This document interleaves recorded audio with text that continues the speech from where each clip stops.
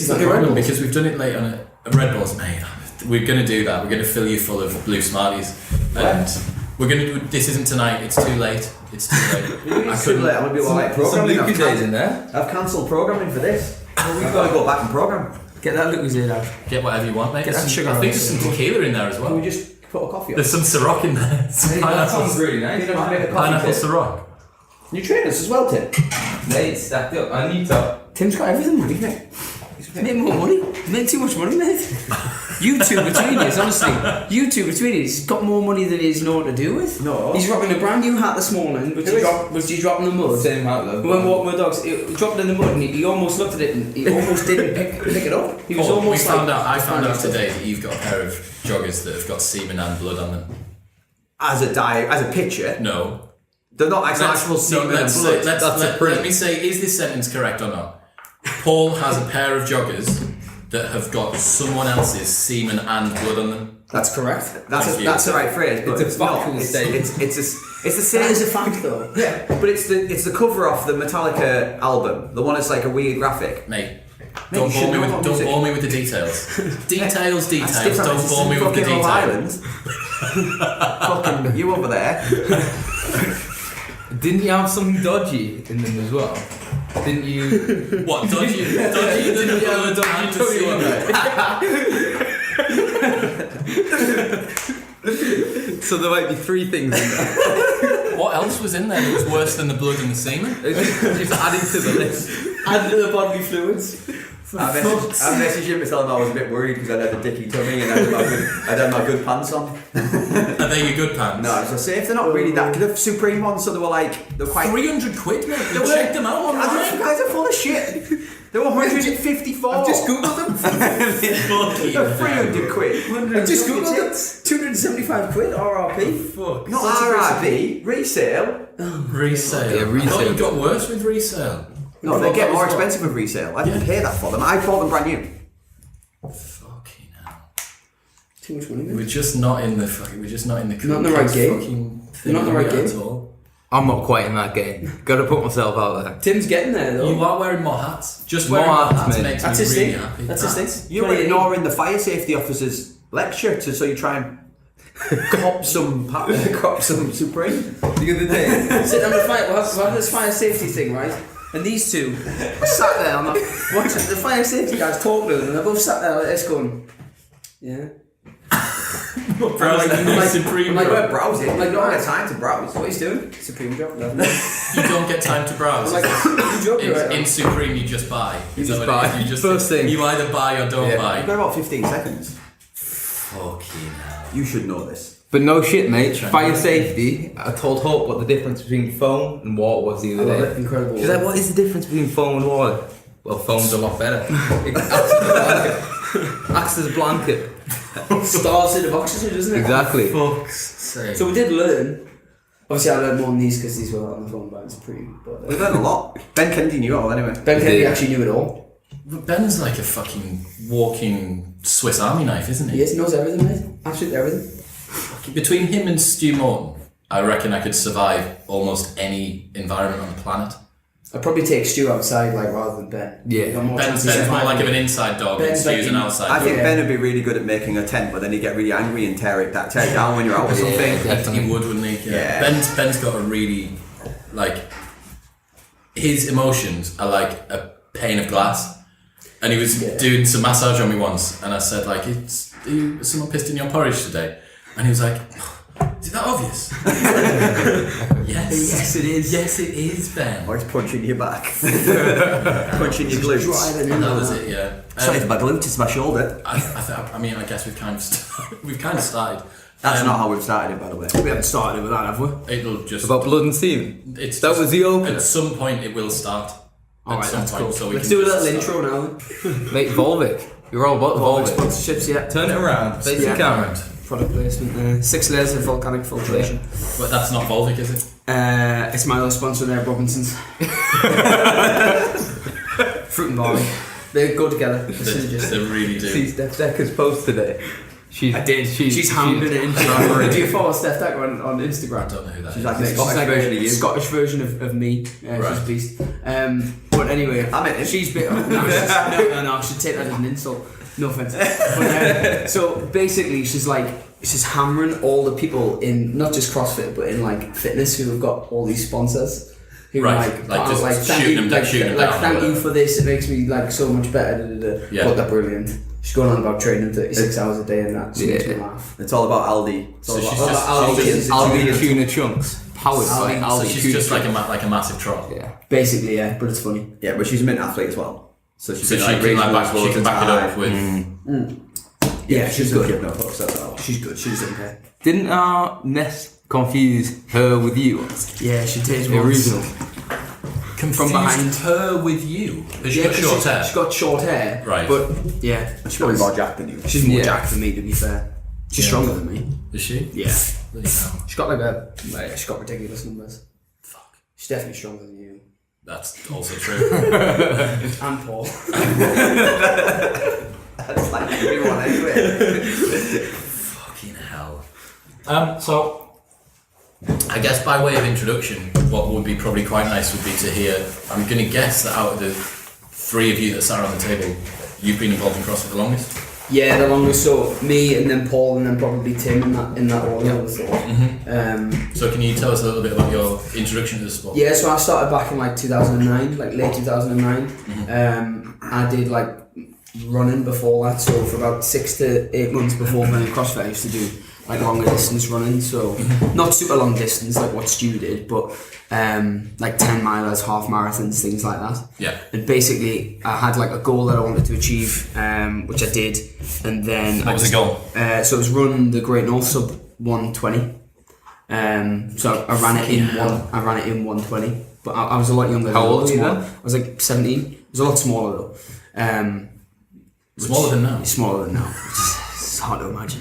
But so I did that, and then I was just bored of it really. I kind of obviously training for like that sort of distance, you have to put loads of miles in. It's loads of time. Yeah. So I just got bored. So I was looking for something else to do. So I was messing around with a bit of like kettlebells and stuff, and then I read an article which I think was in like Men's Fitness on Men's Health. What year are we talking? Like 2009, like late 2009, early 2010. So I read an article in, I think it was Men's Health and Men's Fitness, about the 300, the 300 guys. Yep. Like how they trained, and CrossFit was mentioned in. I thought, oh, what's that? Right. So like Googled CrossFit, and just found there's two gyms in the northeast. So there was one called CrossFit Northeast England, Yeah. which is just up in Wickham View, and then there was CrossFit Tyneside. Yeah. So I went to both of them. The CrossFit Northeast England guys were great, but it was just too far for us to travel. Yeah. CrossFit Tyneside was based in North Shields, so it was a lot closer for me. So I went there after about a year, not even that, after about 6 months, I actually ended up buying the gym. So I ended up buying the affiliate just through circumstances. Obviously at the time it was a lot different to what it is now. So there was like no equipment, like literally like one bar, some bumper plates, and some kettlebells and some matting, and that was it. So it didn't cost a lot of money, and that was it. Yeah, just bought that and then just kept on training and kept on kind of trying to grow the business. And then we moved to Benton. We had a unit in Benton, and then not to kind of intrude on what Paul's going to say, but back in like 2013 maybe 2014, Paul came on full time as like our head coach at Reebok CrossFit Tyneside. So, and then that's been him since then. So for me, really, got into it back in 2009. Started kind of competing in 2010, and then just competed all the way through that. And When you say started competing, what you mean is Well, it was like- made it to regionals like however many years in a row. but it was a lot different then though. So like the first year that I went to, like there wasn't an open, so it was a sectional. So you just put your name in the hat. You literally just paid, and you put your name in the hat, and you turned up and competed. So there was no qualification process for the sectional. This is kind of like a seeding would be for a local competition. Yeah, nowadays. so you basically paid your money, you rocked up. It was like 3 workouts in one day, and then from there it was like at the time there was 3 sectionals. So it was like one in the UK and Ireland, then there was one in like Western Europe, one in Eastern Europe, and then all those 3. There was 3 people from each, I think, 20 people from each went to a regional, and then from the regional, I think there was 3 people from that then went to the games, and then. So this was before the Open. That was 2010, yeah. Then after that, 2011, the Open came along. So this was like pre-Open. So that was the first proper competition that I did with sectionals. Wow. So I think it was 20 qualified for regionals, and I think came like 21st, so just missed out qualifying for regionals that year. Yeah. So you must have taken to it pretty quickly. Yeah, well, again, at the time, like, it was super low skill. So, like, that year, that 2010, was the first year that GHD sit-ups and chest bar pull-ups came up in the workout. So I went to that competition. I didn't have chest bar pull-ups, so I was basically doing strict pull-ups in the middle of the workout. Like, strict pull-ups, and it was weird. We were doing it on a basketball court with, like, in the middle of a park. Yeah. It was like totally different to what it is now. We're in like a proper stadium. You know, you got judges and it's all online and all that stuff. It was like a completely different world. Yeah. So back then it was like literally just on a school field in a park. It was cool, but it's obviously totally different to what it is now. A lot less polished. Yeah. Well, it was just make it up as you go along, trying to get it in before it went dark. So Paul, how about you? Actually, some of it's a bit the same than Jordan in the sense that probably the 300. Yep. I think that's probably a pretty big moment for most people in fitness when it all wasn't CGI. I think a lot of people Yeah, were like, mad to think shit. that Gerard Butler's formed the basis for a several $100 million Yeah. Business. Business. Ridiculous. And he wasn't even done really the CrossFit really. It was so I'd done that. I'd kind of watched that film. I'd already realised I was pretty overweight, and I'd already started trying to like go to global gyms and things to try and change that. And as a result, got into the fitness side, or like got interested in the fitness side. Lost quite a bit of weight, and then I think when the 300 went, like, you know, I don't know whether it was on the internet or the DVD with the extras or something like that. There was an interview with Mark Twight, who was Jim Jones. Yeah. At the time, he did it, and he started talking about functional training and functional movement, and training with kettlebells and ropes and sleds and all that kind of stuff. So from that, I actually bumped into a friend one night, a guy called Finn, who was doing some strongman training kind of with Jordan at the time, or like in the facility. In the facility, yeah. Yeah, in the same facility, and he was like, "Oh man," I was like talking about kettlebells, and he was like, "Oh, you should come down and try this gym." So I kind of went on the internet, saw it was run by this little kid who was like doing double unders with an infidel t-shirt on. And I was like, "All right, okay, I'm gonna go see what this is about." Dropped him a message, and that was it. Went down. Got put through like a 7-minute workout, which like ruined his life. Handed my ass totally. Like signed up the next day. Signed up there and then actually I was like, I got the money in the bag. Yeah. Just been paid.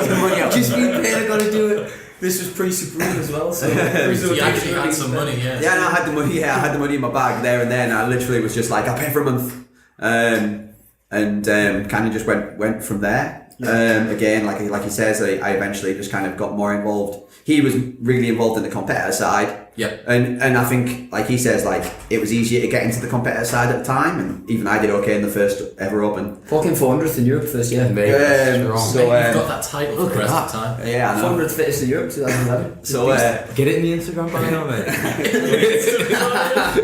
Gotta be done. it's going in. And then as like the guys got more interested in that, I got more interested in the coaching side and like listening to the Mark Twights and reading and all those things like that. So yeah. I just kind of naturally wanted to go across that. Okay, how do we program for people? So we just kind of like, as he grew as an athlete, I kind of just focused more on the coaching side. That interested me a little bit more than being an athlete personally. I wanted to train, I wanted to do it, but I just wanted to. I was interested in how things went together and what people were doing. Tim, how about you? So mine's a bit of a weird one. So my friend started it, just started doing CrossFit in the Global Gym and his garage. So I started just doing it with him.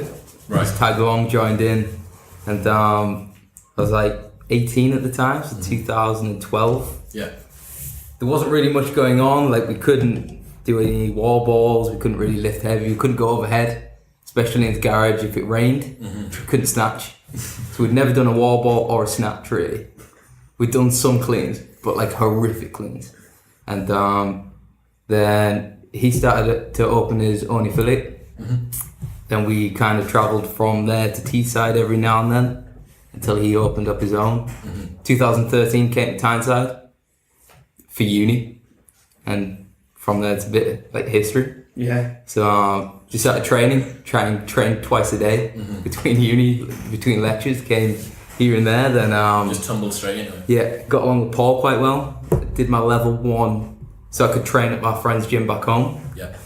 Then the year after, just kind of stuck here. Started to coach at Tyneside every Wednesday. Yeah, Wednesday night was Then a little bit with Paul on Mondays. Tim Wednesdays. Tim Wednesdays. Yeah, so it started off, didn't it? Or you just kind of co-coached with me for a bit, didn't you? And then it was like, okay, Wednesdays. Wednesdays are in. I think one of the things that struck me when I started was CrossFit has managed to brand itself so effectively. And I think when anything's that polished, there's an element that people have got that makes them feel reserved about something. You know, the style looks so good that the substance can't be up to scratch. Does that make sense? That people are sometimes a little bit suspicious when it looks... And using the tag, the fittest on earth, like it sounds impressive and also unbelievable in the same sentence. Yeah. So in your opinion, are CrossFit athletes the fittest athletes on the planet? No, I do think they're kind of like trying to produce the fittest on earth in the sense of it's such a broad spectrum, and it's the only thing that's really challenging or testing this broad spectrum. There isn't anything else that is. It's a middle ground, isn't it? Yeah, it's a middle ground of everything. And I think the people it's producing who are like, you know, pretty damn awesome weightlifters and pretty strong powerlifters and can run half marathons. Yeah. Can do all of that stuff. I mean, there just isn't a test. I mean, you're talking about, like, sorry to interrupt there, Paul, but you're talking about like Tia Claire Toomey, who not this year, obviously when she won, but the year before, like did the CrossFit Games, came second, and then went and competed in Rio, the Olympics. Yeah, within 2 weeks. right? Within 2 weeks. Yeah. So she's competed at the highest level in 2 sports within 2 weeks of each other. Yeah. She obviously hasn't peaked for the Olympics. You know what I mean? Not at all. Because she's She just binned herself punched for a full week. Just punched herself in the face for a full week. Like Dave Castro just went, right, what can I do to make you feel like you want to die? Yeah. So, like when you look at it like that, from that point of view, yeah, they probably are the fittest on earth.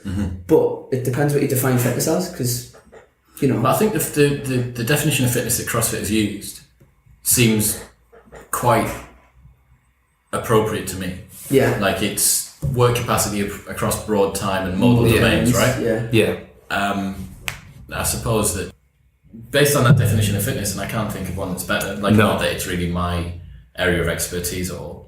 He chose the terminology, and you could have you can argue semantics or whatever, or you can be one of these people who can just delve into it and try and pick it apart. He's just making a point about You should be different time domains, different load domains, different movements, different planes of movement, functional stuff. I mean, it is pretty broad. I mean, it is a broad description, and you can argue it and you can go into it, and you see people all the time trying to pick it apart. I think it's what it is. I think the main thing though is like there shouldn't be anything that you can't do. Yeah, for You know sure. what I mean? Like I think that's where the broad thing comes in. And I right? think like with Dave Castro, obviously at the games, like he's constantly trying to test that, and then it like blurs the lines of like competitor in terms of you don't necessarily have to be the fittest to be the best at the sport. So like what I mean by that is like Catherine in 2000 and whatever when there was the pegboards, like everybody was on the pegboards smashing themselves trying to get to the top and failing. She just rested. She just sat down because she knew she wasn't going to make it. Yeah. Took the tie as like the middle took ground. a rest. Yeah. So Then it's like crushed the last workout. you'd look at it and go, well, she's not actually the fittest because she can't do it, but she won. Yeah. So do you know what I mean? It's like it blurs those lines a little bit. I think what's interesting watching from the Open to regionals to the games is that there's actually a lot less CrossFit that goes on the higher up you get. Yeah, completely. It's a lot more CrossFit-y at the local level than it is at the top level. Yeah. Which is I mean, interesting, isn't it? at the games as well, though, they're so like lucky. Obviously, for the Open and regionals in some respects, you're pretty limited with what you can do because, like in the Open, you can't expect people to be like carrying D balls and running up hills and stuff like that because you just can't. How can you measure that? Like, how can you measure a run in the Open? You're limited by what you do within those 4 walls and with kit as well. And then regionals, it gets a little bit more kind of out there, but still, I mean, this year they had like the D balls, but in the past it's really just been dumbbells, barbells, kettlebells, rig, ropes, you know what I mean? And then the games, it's like, right, anything's fair. Hay bales this year, Yeah, people on stretches, cyclocross. And I think with the new arena, I think it's only going to get like more out there. I think the stuff's only going to get better because obviously they've moved from LA to Wisconsin. It is now, isn't it? Yeah, it so is. I think it's going to get even more out there and different things that we can do. But I think it will drop down as well. I think it will feed down to regionals a little bit more. I think swimming's going to be in there pretty soon. More odd objects, and it's kind of going to challenge everything. How heavy were the kettlebells? Those kettlebell deadlifts were at regionals this year. 90 They were kilos. pretty I think. heavy, yeah. 90 kilos. 205, I think, each one. So like 93. It's heavy. 1.5 meters. No one wants to pick that up No. in either hand. No. So there's a question. that I Prepping it think- for shopping though. Yeah. Oh, hell. Mate, the winter Functional, sales. isn't it? But Functional at its best. You know that number's actually the exact same and as the bag for life. Oh, Max without a doubt, yeah. Load. Science. But your mum can still lift it. Yeah, without a doubt. So, anyone that's tried CrossFit or has done a few of the workouts, like, hey, regardless of whether or not people like or don't like CrossFit, I don't think anyone can deny that it's really, really fucking hard.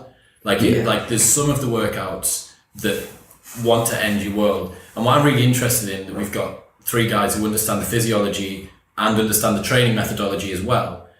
I wanted to see if you guys can try and explain why CrossFit is so hard, like why it hurts during a workout to the level that it does, and if you can try and take us through maybe some of the workouts and what it is about them that just wreck your world. Because obviously people can go and run a marathon and they can come out the other side of it, and maybe the next day they have the aches and pains and this, that and the other, but during a marathon, a lot of people would perceive as, you know, a pinnacle of realistic local level fitness.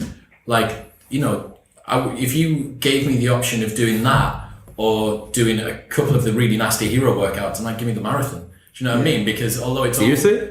I don't know. I just think because it's As just a chuggy. non-runner? It's just chuggy. Oh yeah, okay, maybe not me. But do you understand my? I know what you're saying. Yeah. I think not from like a sciencey point of view, Tim's probably best to do that. He's the one with the degrees. With the degrees. Got bare degrees and but like from a degree. But from like a practical point of view, I think it's just the fact that it's like there's so many different aspects of it. So like you say with the marathon, it's one foot in front of the other. That's it. Like if you can keep putting one foot in front of the other, even if you're walking it, you know you're gonna finish it. Yeah. Whereas like with some of the WODs, some of the hero workouts, like some of the stuff in there is pretty challenging. So for example, like a lot of them are combining movements that a normal person in the gym wouldn't combine. So like there's one called Mr. Joshua, which is like running, heavy deadlifts and then GHD sit-ups. And it's a pretty simple workout. I think it's like 5 rounds, 400 meter run, 15 deadlifts at 115 and then 30 GHDs. It's a world beater. It kills you. It's like the extension of the deadlift and then the flexion of the GHD sit-up just brutalises. And then you've got to stabilise. Yeah, you're like all of that. As you get into the run, You're and then you all run of that, over. and then you're all of that, and it's like through a full range of motion, and then obviously you're running after that. So you're out of breath coming in, picking up a moderately heavy load, and then jumping on the GHD sit-up, which in itself is a pretty brutal movement. Like it's a massive range of motion, and it's not really something that a lot of people have done before anyway. It's a great way to get rhabdo. But I think those types of like combinations of movements are just brutal. Yeah. And then it's the same with like there's another one called Bull, which is like a mile run, 50 overhead squats, I think at 60, 200 double unders, and then 50 pull-ups, I think. Like all that overhead work, and then double unders, and then running, so your shoulders are going to be tired on that, and your legs, obviously for the squats. It's like the combination of movements are just brutal, horrific. Throw that in with like the attitude of the environment you're in as well. Yeah. Even if you're not training with other people, it's the environment of, you know, other people are doing this workout or have done this workout. So, you know, there's times to beat, there's scores to beat. You're not going to drop your 400 meter running pace. You're going to keep the intensity there. So psychological aspects of it thrown in with the sort of like that competition environment, you know, and I'm not saying that the competition is good or bad and people have a comment about that, but it is you will maintain a high level of intensity during that workout as a result of like external factors. But it's irrelevant of whether or not other people in the class are doing it. There's a heritage of other people that have benchmarked the workout, right? Also as well, And when like, it's a hero, exactly. someone's died because of this. That's like you're paying tribute to somebody, you know what I mean? It's a hero workout, and even if you don't believe in that type of stuff, you're still going to go hard. Yeah. It's So, like, because you know the reason for it. Call it a tribute workout, So, call it yeah. whatever you want, yeah. So CrossFit does do long runs, but when I'm doing that long run against somebody, you're doing it against your previous score. You know, you're doing a 5k, you're doing it against your previous score. doing it against Timmy in a super wide running gait, and like, do you know what I mean? You're doing straight off a horse, man. You're doing it against like the 6:30 a.m. class. So your intensity is going to be high. Like your intensity on that 5k, you're going to apply yourself quite hard to that 5k. You could argue people that run 400 meters. I'm right in saying that 400 meters is quite commonly known as one of the worst running distances in terms of pain. Yeah. Then you've got to go pick a barbell up. Yeah. Right. Okay. But my point is that if someone's gone to exhaustion on 400 meters, like obviously you can add load and you can do all the rest of the things. Is it the combination of movements? Is that what makes it so terrible? Is it the fatigue with the muscular endurance with the whatever? Yeah. Let's put it out there as well. Like newbies go anaerobic quick, and trying to breathe when you go anaerobic, it's not going to happen. Explain what happens. So you just go off really hard, and heart rate's through the roof. Try and hold something on the front rack, compressing your breathing, and for you trying to breathe when you're anaerobic, it's not going to happen. Like Jordan, he's like a master at pacing. He doesn't go anaerobic at any point. All aerobic. Can't go anaerobic. Yeah. It kills me. So he saves himself. Like oxygen's flowing through his body. He's not restricted at any point, so he can move throughout it. Whereas, say your first session, I put you on the assault bike to start off with. Yeah. You're probably gonna go out the gate pretty hot. Yeah. Then you've got your deadlifts, then you've got your burpees. Yeah. Because you have no idea. Like Tim said, you have no idea. Like, what your limit is. What you don't know what's coming. But I think the thing is as well that you don't even know what going anaerobic means. Yeah. Like it took me 6 months to find out that you're supposed to. I'm right in saying you're supposed to try and ride, unless you're sprinting or finishing, ride just Red below line. the Aerobic threshold. Aerobic threshold. Yeah. Right. Okay. So what? In for anyone who needs advice on how to pace, what is the aerobic threshold and how I'm do you... definitely the wrong He's not person the at man to talk about pacing. pacing like. So for me, but I was thinking physiologically. I go you might be able to explain. I go anaerobic in a warm. So what happens? What is it that causes you to go anaerobic, and what is it? So anaerobic is literal definition without oxygen. So your body doesn't have oxygen. So it's trying to contract your muscles here and there. So this is when you've done too much work in a shorter space of time. Yeah. And you're now working instead of being aerobic, which is more efficient. Yes. Yeah. You're now being in the presence of oxygen. Now you're working anaerobic. So you basically don't have any. You're in emergency mode, so to Yeah. speak. Right. Yeah. So how is it? What is pacing, and how do you do it? I think a lot of it is like knowing what you can do. So like in a lot of the open workouts, people will be like with me, especially in past, like go faster. I'm like, no, I know what I'm doing. Yeah. I'm going at my pace. Yeah. I don't want to go at your pace. I'm going at my pace because I know at this pace I can go hard for 30 minutes, 14 minutes, whatever it may be. Yeah. If I go a little bit faster, I know that's the workout over. Like let's take what 17.4 is that the deadlift one. Yeah. The 55. Me and you did that opposite each other. You put me in the same heat. Just on a side point, Jordan put me in the same heat as him for 3 out of the 5 open. Well, you're giving it big licks. You're giving it big licks. So who gave it big licks? I did not give it big licks. So give me big licks. So you're going to beat us. Yeah. So we were, and I've got a funny story about this that I'll dip in very quickly. I got off the 55 deadlifts at 102 kilos. Yeah. And you programmed this for me earlier in the week. 55 deadlifts at 102 kilos, and then straight onto the wall balls afterwards. 55 wall balls at 9 kilos, and I broke on the wall balls at 30 to hear your judge going to you, 28, 29, and I was like, oh my god, what have you done? Like, fuck. Like, just. Also, you beat me off the deadlifts as well. You were I think you did them like unbroken. Shit. What the fuck have you done? And I was like, that's anaerobic. You just allow. So it was like, go past, Go fucking on. waved him Go through. I'm on. like, right, okay, do not pace ahead of Jordan, fucking Exactly. idiot. So yeah, you were saying in that. So it's like on those deadlifts. Obviously, I've done that workout before, 3 times before because it was a repeat. I did it twice in 2015, I think it was 2016, and then I did it once in training on the build up to last year's Open. Yeah. So I'd done that workout. And I knew how to pace that workout, so I knew that the 55 deadlifts needed to be done in a certain amount of time. The 55, I'm not very good at wall balls, so I can push a little bit harder on the deadlifts, and I can pace it on the wall ball. And then the classic thing which always trips people up, which is one thing that we're always trying to communicate across to people, is the row. So like on the rower, you could sit, I'd say like 80% effort and pull say 1200 calories. on the monitor, 1,200 calories. So that might take it. This is not the exact number. Let's say it takes 3 you, minutes or 4 minutes. Let's say it takes you 2 minutes 30 to row 55 calories. Yeah.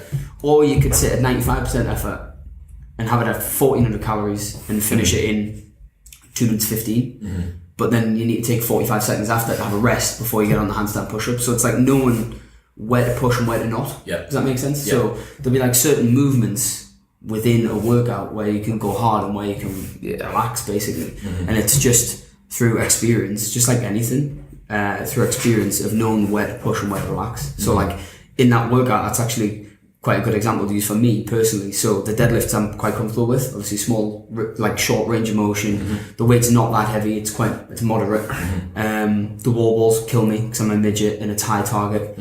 The row, not great at because I'm small and I've got small range of motion again, so obviously I can't move the handle as well as someone who's taller. But then the handstand push-ups are really good because it's a short range of motion again.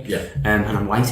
So it's like there's 2 out of the 4 that are good and 2 out of the 4 that are bad. And you need to know where you can capitalise. Exactly, where you can capitalise and where you can't. But again, with that, surely there's 2 elements on that you can catch your breath more by going more easily on the movements that are easier to you. Not pushing as hard, or do you need to compensate? There's 2 ways of doing it though, isn't it? You've got to find it for yourself though. Yeah, for sure. This is like stimulus, like based on like that's competing. Yeah. You know, like we do workouts that are anaerobic on purpose. Yes. Because we're trying to train all domains, right? So give me- we've got strength workouts, we've got the power workouts, so we've got those anaerobic efforts, those sprint ones, Careful which tapping on that. Yeah, it sounds like you're punching someone. Sweet. that's all right, I am. Let's take it from the start. I wanted to ask this question. There's the workouts that are in CrossFit, as far as for what I know, are split up into broad categories. Is that they right break to it down. say? They break it down into 3. We probably break it down into 4. Take me through that. So we're talking like strength work. So we've got like your maximal efforts, usually like a compound movement, or we might treat an Olympic lift as that. So you're talking like your heavy back squat days. There's your ATP and phosphocreatine as well. Science boy. Let's move on. So then we go with our power work, our sprint work, our glycogen work. So there you go. There we go. So our anaerobic capacity work. So these are the short, sharp workouts. Sub 5 minutes, sub 3 minutes. Sub less than that even, like 45 seconds type work, like a minute work. This is those. Remember, this is just training. Yeah, this is just training. So this is training adaptation. So these are, do you know on Fridays when we put you in teams and we try and force you into breaking it down into these ridiculous little sprints which ruin you. You know, I've done it with you before a couple of times.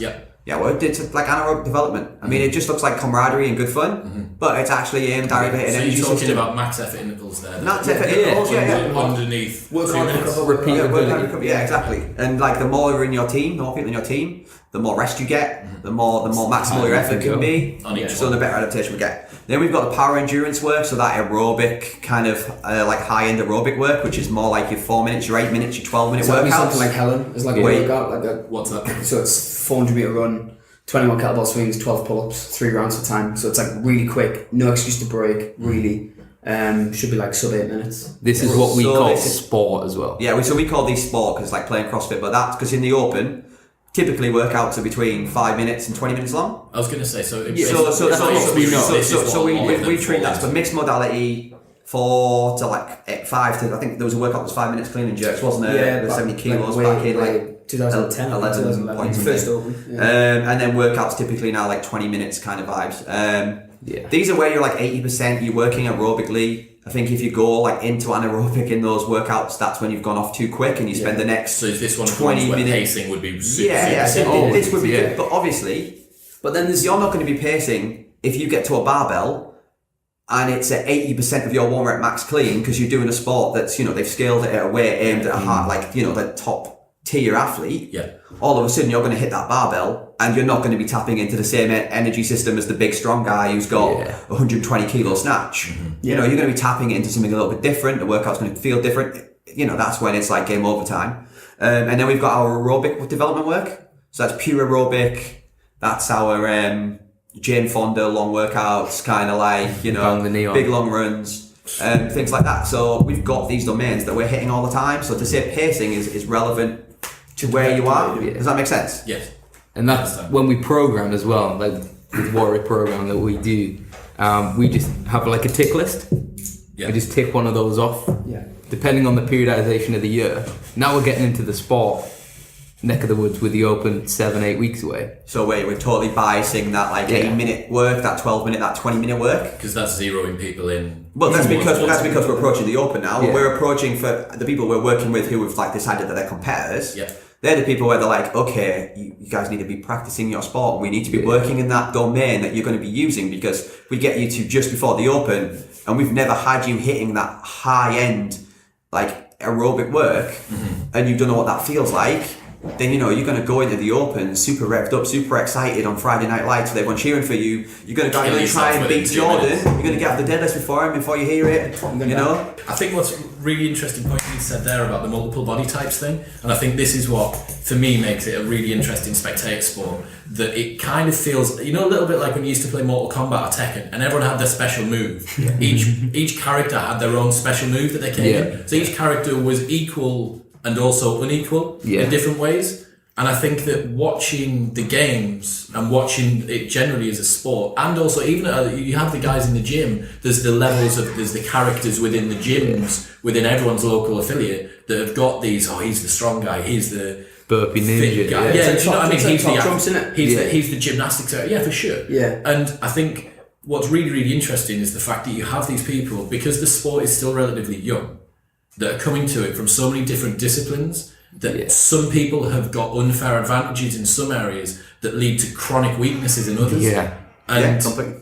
So at the moment, watching Zach George, who is a UK athlete that's winning sort of local comps at the moment, but he's fucking huge. He's a big he boy. must be 220, 230 pounds, something like that. I think he's 100 kilos, big lad. Yeah, you've got to be 100 kilos. But he's tall as well though, so he's got long limbs, so things like handstand push-ups and stuff, they're not going to be great for him. I'm going to put this out there. We programmed a workout at the comp he was at last. It was weighted bar muscle-ups with a vest. Yes. I still cannot do one of these. Throw that out there as well. We've done the sport for 6 years. And I've done one. He's done one. Ever. This lad put one on, and I was stood to the side. I was thinking, fuck. He's not gonna make 9 unbroken. Shit. With a vest. So that, say he's 100 kilo, so that's 110. 110. Then strong boy. Yeah, strong boy. So here's my point, right? That we've got these people that are coming into the sport from multiple different disciplines. Yeah. As the sport develops, what's going to happen is that people are no longer going to be transitioning from a background. Their background is going to be CrossFit. Yeah. There's now a under 14s club, basically. There's a juniors at the games. And to touch on that, I did strength and depth earlier in the year with Reebok, and there was a guy, a young lad who we competed with called Reece Mitchell, who went to the games. I think he's in the 15 to 16 age category. I think he came second or third. Yeah, legit, ridiculous, 33 bar muscle ups unbroken, snatches 70 kilos, clean and jerks 105, 16. ludicrous. When I was 16, I was running. This kid's got so much potential to get to where he wants to be, but he's also so far ahead of loads of CrossFitters. You think about people in the gym. About people in the gym. If someone in our gym was snatching 70 kilos and clean jerk 105, they're a pretty decent athlete. They've got pretty good capabilities. This kid's 16. So imagine what he's going to be like when he's my age. Yeah. He's 25. What you got to think about coaching as well. When I started at 18, it was just jump up and do it. I'm sure it was the same with you guys. Yeah. It was more just go do it. When I look back, Now the coaching above this guy is just huge. He'll have a dedicated Olympic weightlifting coach, his CrossFit coach. He'll have programming on the side. He'll have everything on the plate for him. Yeah. Which is going to make him even better. Yeah. I think back to some of the stuff that I used to make Paul do. Oh my God, I'm surprised they're still alive. So this was something else that I wanted to really touch on. So I've seen some of your Throwback Thursday images and stuff from 2010.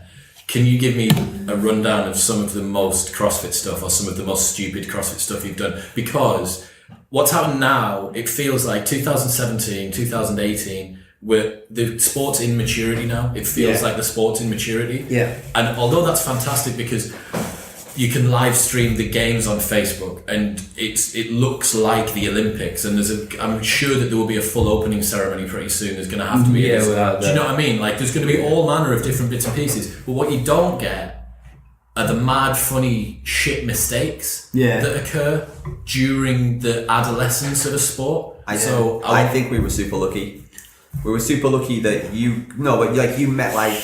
We were pretty lucky because the stupid stuff we've done we did ourselves. Yeah, I've had some pretty I've been really lucky that I've been surrounded by a lot of really good people. So like I had a coach called Carl Stedman. I had him for like 4. I think he was my coach for like 4.5 years. Yeah. Him and James Jousey, both super knowledgeable guys. I learned a load of stuff off them too. That has helped me so much, a lot. Like one thing I was going to say was I used to just think that more was better. Like the more you did, the better you'd be. Yeah. And then I remember like volume is king. And I remember like probably about 6 years ago now, Carl said it was like more isn't better, more's just more. Yeah. Like intensity always trumps volume. So you're better doing less well than doing loads crap. Yeah. That was one thing that stuck with me for like quite a long time. But I mean, I think back to some of the stuff that I used to do, like I don't know how I did it. So tell me some of the stupid CrossFit stuff. Tell us something. I did like all of the girls in one day. So there's like 15 female workouts. So it's like Nancy, Kelly, all those things. Did them all in one day. How much work volume was that? Made too much. It's like 1,000 pull-ups. Like ridiculous. So how long did it take? 12 hours? Like all day. Yeah, I was just at the gym all day. It was just stupid. By itself? Yeah, and it was on my own. I mean, like. So there's no one doing it with you? I'm sure I seen you do about 6 of them. I had 3 members at the time. Did you say I was doing one every hour or something? I did one every. I can't remember. It was like one every hour. Or the short ones, I think I did every half an hour. So like Grace, Isabel, stuff like that. And this isn't for. I mean, just for the crack. Literally just because. Just for the crack. Yeah. Did you and Alex Younger not do a ridiculous number of burpees once? Did 1,000. Tim does that every year. 4 years running, mate. Tim does it every year. Christmas Eve.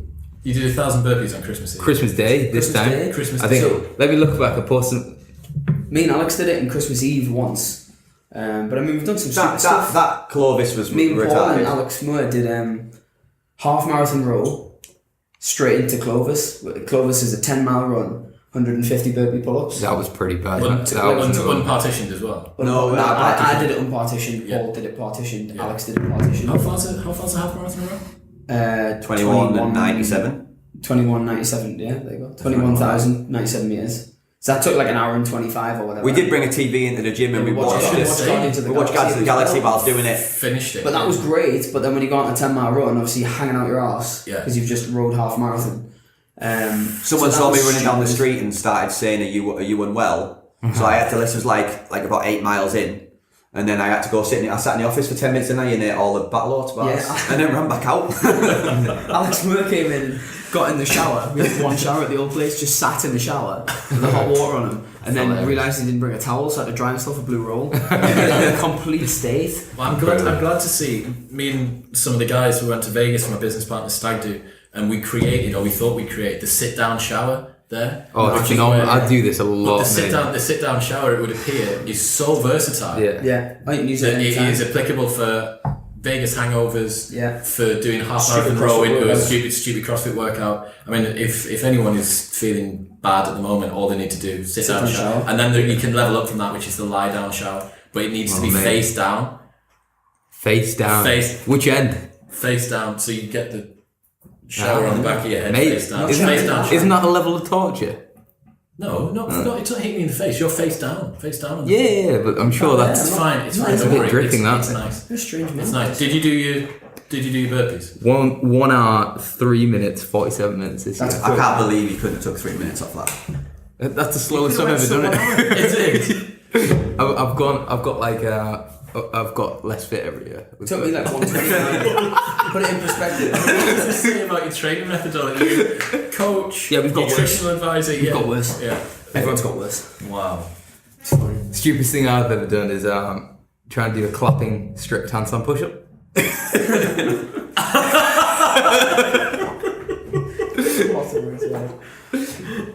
Nearly made it, mate. Nearly made it. Oh my god. A clapping strict handstand push-up. Yeah. But I'm sure that everyone can imagine what happens when you don't make that. Oh, there's the element of risk involved. Oh, it's broken neck if you don't get it right. It's you're landing on your head. Like, I'm pretty sure I lost an inch of height. I'm sleeping now as well. We've been lucky. I think injuries and stuff in the gym have been Minimal, yeah. We've been like CrossFit does get a really bad name for like injuries and stuff, but I think it's like anything, like any training in the gym. Like I could take you to any commercial gym and show you loads of crap PTs who don't know what they're doing. People wearing braces left, right, and centre as well. It's the same with CrossFit. Like there will be coaches out there that are crap, but you're gonna get that in everything. We like to think that we're decent, we're good, you know. Obviously, there's always things that we can improve on, but we try and do our best with everything, and we think we do a good job. But I'd agree. It's just it gets a bad name through. So here's my sort of 2 pence on it. As someone who's now been in the sport for a year, and I did around about 10 months ago, so just as the Open started, after I've been doing it for 2 months, I went and did a podcast with the guys from Pro Fitness. Yeah. And we kind of reassessed everything from there. And that CrossFit, that's where CrossFit was born. That was when CrossFit was born. CrossFit was born. Yeah, I'm really tempted to call this one CrossFit, but we'll see. I think we should. And rename your podcast, man. Just CrossFit. I'm so tempted, you know. Should do it. Be fun. Nah. Anyway, so I went in and they, as a bodybuilding and powerlifting background, had a bunch of questions, and you are right that CrossFit gets such a bad rep, and we tried to dissolve down what it is that we think makes CrossFit first so polarizing in terms of opinion, and then kind of what gets it the bad reputation. And we came to a number of conclusions. One of them is the fact that I think a lot of people that go to the gym now, especially the guys that are in global gyms, they're conflating an interest in exercise and sport and fitness with going and doing bodybuilding. They think that the only thing that they can do is to go in and do the curls and do the rest of it, because that has been the prevailing training methodology for the last 30 years. And the other side of that, which makes it super attractive, is it's got mega low barriers to entry. So I bring this back to my industry. It's like club nights. If you have £1,000 and a DJ and a venue that's prepared to let you in, you now have a business. Like you cannot go and start the new iPhone with £1,000 in a contact of someone who wants a licensed venue. Whereas you can go in with a PT for 5 minutes in a global gym and you can master a supinated bicep curve to 80% of the standard that someone that's been doing it for 3 years can do. However, when you go into a CrossFit gym and someone says, right, okay, we're going to try and do a snatch, and it is such a technically complex movement that the barriers to entry are so high that people's egos get shot down very quickly. People don't like to go and do things that they're bad at, right? They don't want to go in and do something that's difficult. They're happy with difficult, but within the parameters of not necessarily feeling silly or feeling like it's unachievable. I think a lot of that, though, comes down to there's several factors. So, first of all, the person's attitude. If they've got an ego, CrossFit's probably not the right sport for them. If they've got an ego where they think that they should be able to do everything, that's never going to happen. Get humbled. Look at Olympic lifting. There's people who just do those 2 lifts. Snatch and clean and jerk. They spend their entire life getting better at the snatch and the clean and jerk. From the age of like 4 as well. They're never perfect. So how does Jimmy, who's 53 and an accountant, think he's going to walk in and be perfect at the snatch? It's not going to happen. You've got to accept that you're never going to be perfect at it. Like I've been doing it nearly 8 years now. My clean jerk and my snatch still crap. You know what I mean? It still needs work. Everything does. I think that's what's interesting. The fact that I think there's a CrossFit documentary from like 2014, and I can't remember who the narrator is on. I'm tempted to say it's a voiceover from Dave Castro, where he says that very, very soon we're going to see someone who's got like a 500-pound deadlift and a sub 5 minute mile and a this and a this and a this and a this. And what he's explaining is the fact that the sport, in terms of progression for athletes reaching their ceiling, is still in its infancy, which I would absolutely agree with. But yeah, I think that was one of the first things that I was like, I think that it gets a little bit of a bad rep from some people because it's daunting, because there's a sense of elitism associated with the people that can do it, because there's a little bit of jealousy, and there's a quite rightly, like if someone can walk into a gym and do a muscle up, and you've been training bro splits for 6 years, and all you can do is a really well controlled eccentric on a seated like shoulder press. There is an element of you thinking, you fucking cunt. Like, you look cooler than that me. looks good. Yeah, that looks cool. And irrelevant of how you look, you're like, fuck, that looks really cool. And do you know what it is? For me to look at CrossFit as a training methodology, last year, if you told me at the start of the year that I would have seen the progress I saw physically from a bodybuilding program, I would have told you that you were lying. Yeah. And I don't know exactly what it is that was the difference, because I've been training for 10 years before that, roundabout, in varying degrees of cerebralness and getting it wrong an awful lot. But you know what I mean? There's a weight in your hand, and you go in and lifting things moderately regularly, and you're trying to eat some protein. Like, it just gets Bro science, isn't it? Bro science. moderately better as you move towards it a little bit. And I think what was interesting was that you now have formalized progressive overload. You have a formalized amount of intensity. Like, you have in a basket all of the things that everyone's trying to achieve on the other side of the gym in any case. Yeah, I think like our gym in particular is quite a good example of it, because we have obviously like 3 areas of our gyms. We have our global gym, our regular gym, we have the box, and we also have our boot camp area, which is like, you know, it's like CrossFit, but CrossFit light, not as isn't it? much, kind of, not as much like complex movements. So we're not doing It's all snatches. pretty simple. Yeah, we're not doing All snatches body or weight. clean and jerks. We're not doing kicking muscle ups and stuff like that. But if you look, the CrossFitters look the best. They do. The lads are big. They're shredded. They're jacked, and they're not doing bicep curls like the guys in the global gym. But they look the best, and ultimately, that's everyone's goal. Everyone wants to look good. Man, And the guys who were sneaking in the bicep curls and like too much bench press, are the guy who were still CrossFitters, are the guys who come in and they're sulking because the snatches are shit. And they can't do, they can't do muscle And ups. you literally go up to them and you're just like, dude, you've been bodybuilding, haven't you? And you're just like, oh well, you know, Just a little bit. just a little bit, and that's always the same thing. And like, that doesn't mean they can't be compatible. You know, there's a lot of people who are doing that now, and that's like the new trendy thing, isn't it? It's like everyone's like Functional functional bodybuilding. fucking bodybuilding. Well, I mean, there's Great work. you know, look at Brute Strengths, Brute Body program. That's really popular. Yeah. Marcus Philly. I just think as well, that's like the evolution of that is that people are starting to admit that the fact it's okay again to say that I want to look good. Yeah. Because I think over like CrossFit and like people working their way through CrossFit, I think a lot of people I hadn't quite nailed it all yet, and a lot of people were like, "Oh, I don't look good, but I'm fitter than you. Oh, I don't look great." And I think now, What's your front I think end? I think now a lot of people.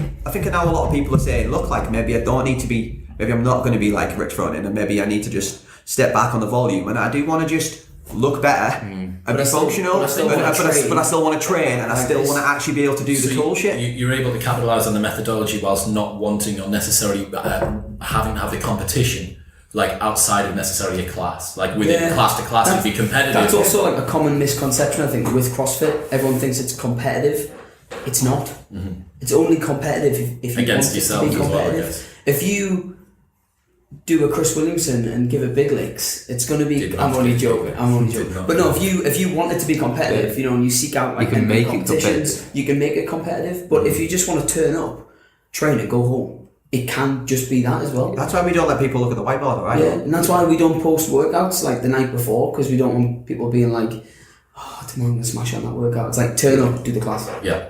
That's it. No, I understand. And also, nobody cherry picks the workouts anymore. I agree.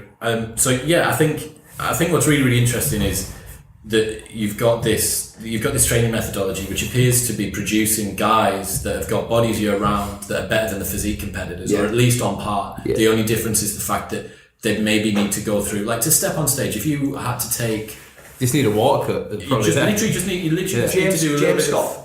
Yeah, James Scott. James Scott, He's Jesus. probably 4 weeks out all year round. But He's it's a like, week out, isn't he? even if Yeah, you we are. even if you look at, if you look He's at one like big the piss away from competing. one big piss away. Boy shredded. I mean, like, let's look at like Lauren, for example. So when Lauren came and trained with us, like 18 months ago, she literally just got off the back of doing all the bikini stuff on stage.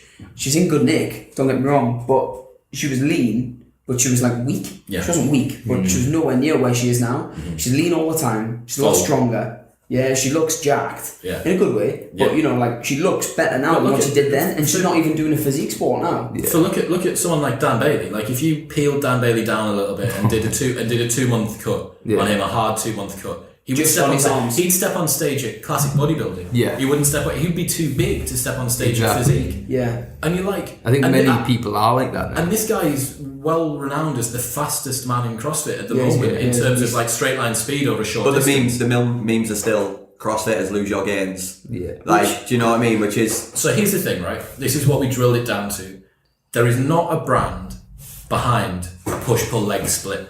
No. No one hashtags Push pull legs today. Yeah. Like in their Instagram thing, and people love to hate on something that has an identity. Yes. And this is what we think it is. And it's different as well. It is different, and yeah, like it's definitely high visibility. Yeah. You know what I mean? Like people can see when you're doing it, and the clothes. Even by Reebok, people- neon. Yeah, It was people neon buy for into it years. as well. Like Yeah. people love it, but people love it because it's cool Yeah. and it's good. But it came from as well, though, the whole thing, like they totally caught the wave right. I mean, they've been doing it a really long time, but with the social media thing. Yeah. So they did it, all their websites went, all this stuff went online. I think you found it out through like a chat room or whatever. I found it out that is. through. I just went online. to Google Yeah, but CrossFit. chat rooms and stuff, wasn't it? Like those people were talking about. It's like a board, So it's all like this a stuff, CrossFit board. so all this stuff Yeah. happened, and off the back of that, that means that a lot of people post stupid shit on Instagram and tagging in CrossFit. Yeah. Do you know what I mean? And then all of a sudden, that's the stuff that gets the attention. Yeah. Do you know what I mean? Not the thousands of okay but mediocre like loaded snatches that like people have done really well on or PB'd or improved their technique, but the one where the lass gets a ponytail caught in it and gets dragged across the gym Yeah. floor. Like Do you know what I mean? CrossFit now are doing a really good job, I think, of bringing that perception of it back around. So they're not really on CrossFit.com now posting like elite level CrossFitters. They're posting your everyday CrossFitters. Yeah. They're posting, like I said, Jimmy, who's 53, who's an Very accountant, very inclusive, isn't it? who when you sits look at a social desk media? like for 8 hours and then goes and does a little workout. That's what they're posting now. So it's making it's showing people that it is accessible and that it is achievable for them to be able to like go and do a class. Whereas in the past, it all used to just be Games athletes. elite guys. And then- but again, look at what we're talking about now. It wouldn't surprise me in 5 or 10 years' time. Could you see there being different stratas of CrossFit gyms? Would there be ones where you've got the guys that are going CrossFit compete kind of thing. CrossFit physique? Do you know what I mean? Like CrossFit health and stuff, or maybe classes that are, you guys at Reebok CrossFit Tyneside have got Gun Club, right? Yeah. We know Yeah, which it's a bit is fun. which is like a sort of hypertrophy based 8 to 12, 14 rep kind of, but still using the methodology, right? Yeah. And still kind of like compoundy, functionally, stuff like that. It's definitely less functional. Yeah, it's Functionally, definitely. isn't it? You know what I mean? Like I think he picks up off the ground. That's about the only functional thing. Yeah. around. Curls and Then you curl That's it You do. whilst looking Yeah, at you your only bicep. do curls for an hour. That's Yeah. it. Just Fine. curls. I mean, that's Well, it's an arm wrap, so it's CrossFit. It's And not you've an got- arm wrap. It's an arm wrap. It's arm wrap. right. Terrible. It's a massive community. There's going to be people in it that you don't like or people whose opinions people don't agree with. Yeah. And whether you jump on board, I mean, I can imagine some PTs, I mean, not so much now. We went and did a weekend course. That's always a big deal on everyone, as if the personal trainer course is that fucking difficult either. Do you know what I mean? Like, people just pick up on these things like, oh, well, they've opened up a gym. And we opened up a gym, or Jordan opened up a gym. And then we spent the next 7 or 8 years going on every course, meeting every single coach, like traveling, like working with people at high level to get where we are. Do you know what I mean? And you did a level whatever PT a couple of years ago, and you're still jerking yourself off over it. Like, sit back in your box, mate. That's one thing as well. We've warmed him up now. The cannon is the cannon. It's just like it's always going It's just the fuse I think has been. that's a good point as well that Paul's brought up there, which I was actually going to mention earlier on, which is reminders of, is like with CrossFit now, there's so many different like certifications that you can do. There's certification for everything. Yeah. There's anatomy and physiology certification, there's Olympic weightlifting certification, there's kettlebells, nutrition, there's all this stuff that a load of CrossFit coaches are going and doing. Like, I'm not saying that there isn't, but there's not many PTs who work in the commercial sector who are going away on weekends and doing extra courses and Like, actually once they get spending their money. level 3, Yeah. they just stick there. Actually spending money on learning and getting better. I think the fact of the matter is that most of the guys that are doing the PT stuff have got one thing on their minds, and that is, I need to maximise the money that I can make. Yeah, revenue. It's money. How can I get as much as possible for as little as possible? But I think that's going to be anyone in any job. There's going to be those people, because that's like saying that PTs are bad, because like there's some incredible. We're lucky enough to work with people who aren't CrossFit coaches who are bloody good at being incredible PTs. Yeah. But we're lucky as well that they're around us, so they're more open-minded about what we do. Yeah. They know that we've got our jam, and they know that they've got their jam. Yeah. And if I wanted to go do a physique type thing or a bodybuilding thing, then those are the guys I'd be I'm speaking. sure I saw a video of you doing curls. No, they were flies. They were flies. Flies. I'm Jenny sure that there is educated. an image, there will be an image of Getting coached through flies, Flies, Some boy. But there's people who are going to be good at it, at whatever they do, and I just think, you can't. CrossFit's got a brand, it's easy to just tie everyone underneath that. Exactly, man. And that's the good and the bad. There's not a push-pull legs You're right brand with that that. someone can tag and hate on. Should we just put it down there? Should we make one?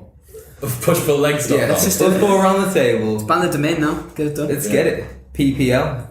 PPL.com. I'm going to guess that a typical CrossFit membership is probably somewhere between £50 and £70 a month.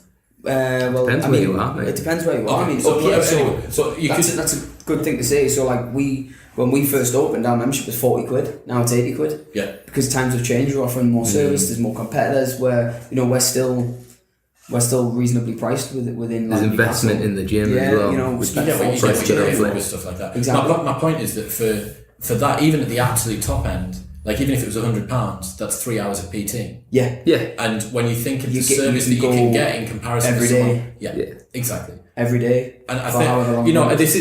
this shouldn't sing like a sort of CrossFit is the end, the only solution to the problem of trying to get yourself fitter. But I do think that there's a number of elements in there: external accountability, a level of intensity that you do not get when you sit in the gym. And the main thing for me, or one of the main things for me, is that when you see a global gym now, having been in a CrossFit side for so long, you realise that someone's stepped into a gym, put the headphones in on their own. Even if they've got a training partner, the headphones are in while they're doing their set. They're sat looking in the mirror at themselves, lifting weights, steeping in their own neuroses, like just wallowing in it. And you just think, bro, Why? like it doesn't have to be this way. Yeah. But Like also- it genuinely does not have to be this way. Not only can you achieve more in less time, That's exactly what I was going to say. It's the time. The You're way- in and out within an hour. efficiency, Like, yeah. Joe Public is in and out within an hour. Even like competitive athletes that we have at the gym, they're not in there for longer than like 2 hours, 2.5 hours. Maybe he's had a push. That's And there's a bit of big chat in there as well. There's isn't a there? lot of warm-up and some Yeah. ability. You know, like I've watched people in our gym who come in and train on like the global side. They've been there for 3 hours. I'm like, what are you doing? 3 hours? That's a long time. It's Getting massive. It just say, I don't know. Like it seems like there must be a paradigm shift coming soon, as far as I'm concerned. And I think one of the things is that you had the Ziz era that I don't even know. Paul, were you ever? What's privy to- Ziz era? Oh mate, I kind of know what this is. Right. Okay. So I have there was no a, idea. There was a guy. He's like there was a a guy called bodybuilder. Aziz Shavarashian, who was an Aussie fitness model. Yeah. Dude who was really charismatic, had a big YouTube channel, and was like a fucking cool guy. Yeah. Shredded to bits, but was the ultimate bro. Like the tiny shorts, Was the he stringer nutty, vest. mate? Was he nutty? But this whole sort of nattybodybuilding.com forums, like he Yeah. made his name on bodybuilding.com like forums, and there's memes and all the rest of the stuff and bits and pieces. Sadly died actually like 5 years ago. But that was the beginning of like the aesthetics bro era, like the Kind of coming back around as well. Also, as well, though, it is trendy to be in good shape now. Like, Absolutely. Things like you can hammer Geordie Shore as much as you want. Things like Geordie Shore, all the lads on there, Good, great Nick. Nick. Yeah. Now everybody wants to be in good shape. It's trendy to be in good shape. But when you look at That's the clothes, thing. you get muscle fit clothes. Yeah. All everywhere. The whole, I think you're right. I think the paradigm is shifting, but not just in like fitness, in like culturally as well. Yeah. Like it's now frowned upon to be out of shape. Absolutely. Absolutely is. So I think one of the things to bring that back around again is that those guys that were watching Ziz and were like part of this whole like tiny short stringer vest bum bag, like muzzing dancing on the beach, like Nothing wrong with that. Gabba Let's put D&B that out stuff. there. That's Nothing true. I wrong with literally that. don't understand That's- a single word you said. That's a I Tim know. 2009 Malia. Mate, That's a Tim 2009 Malia. Calvos 11. Calvos 11, there we go. You know it. Calvos 11. That needs to become yours. Put that in handle. your Instagram profile. Twitter handle. Calvos11. So like If you flick down far enough, you'll see it. Right? just go through media history, man. We'll find some. I'll put it on the video.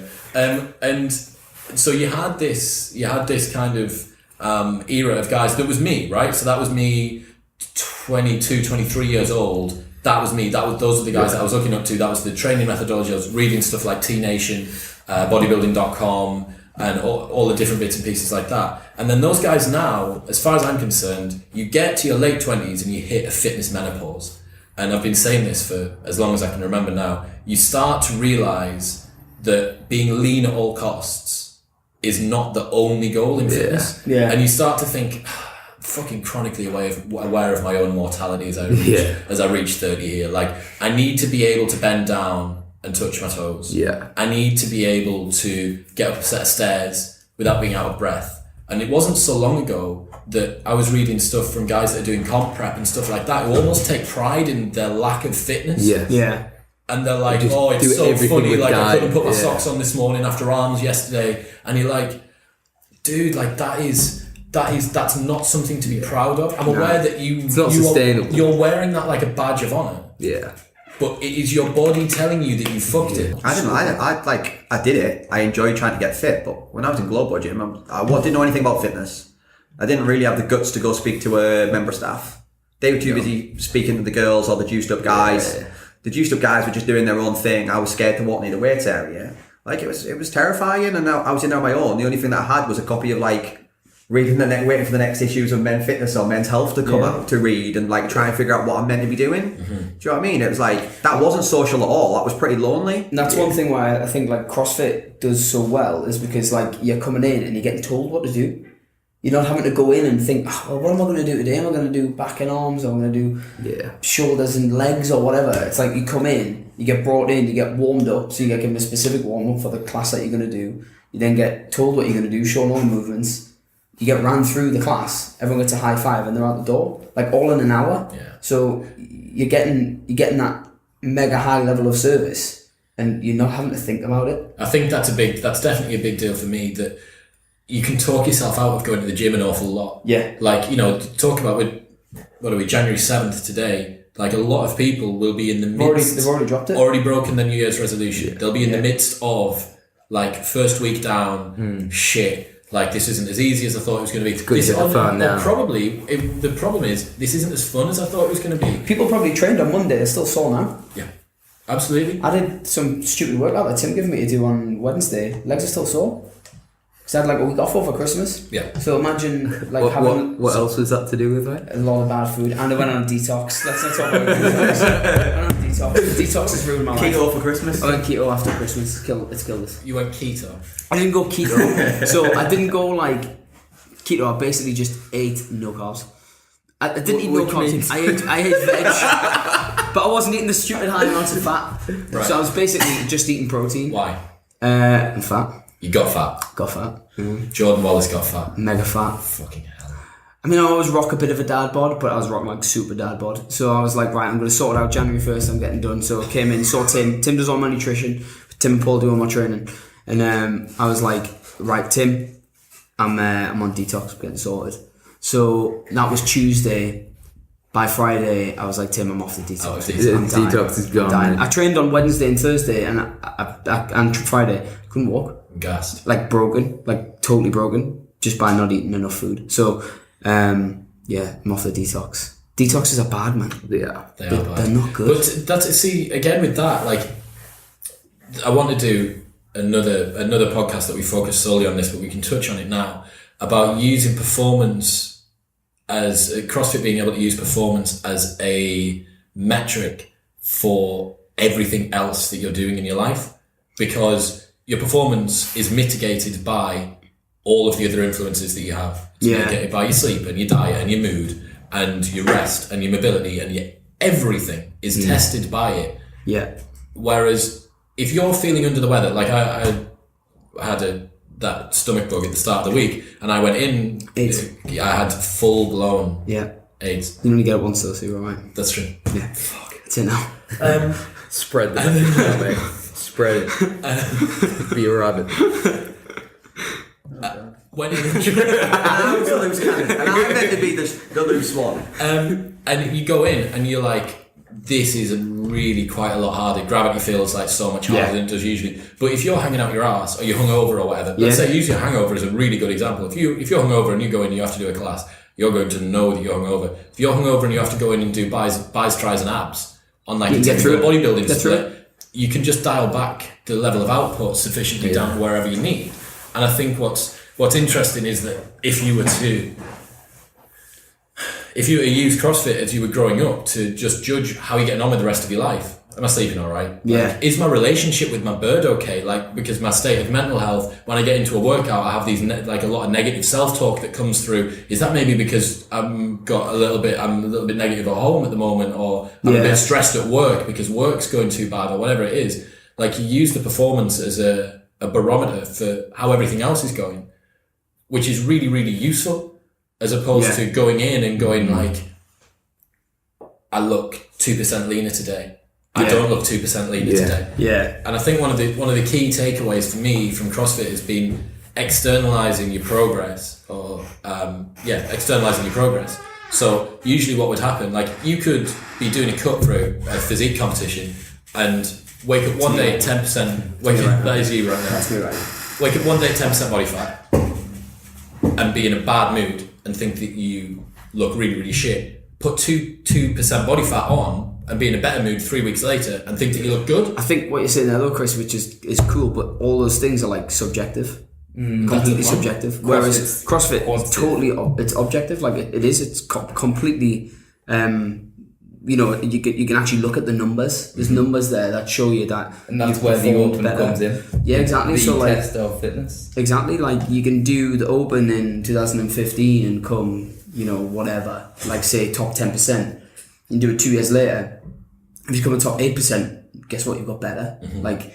It's why we do. These benchmark workouts in the classes, like Helen and Fran and all these things, because you can see that you're getting better, and it's nobody can lie about it. If you got 3 minutes of, say you got 5 minutes month 1, you do it again at month 12 and you get 3 minutes, you got 2 minutes better. Yeah. Doesn't matter whether you've had a bad day, you've had an argument with your missus, you've had a Burger King, whatever, 100%. You've got better. Like, and you can't tell me that you haven't, because the proof's in the pudding. It's there. 5 minutes, 3 minutes, there you go. You know what I mean?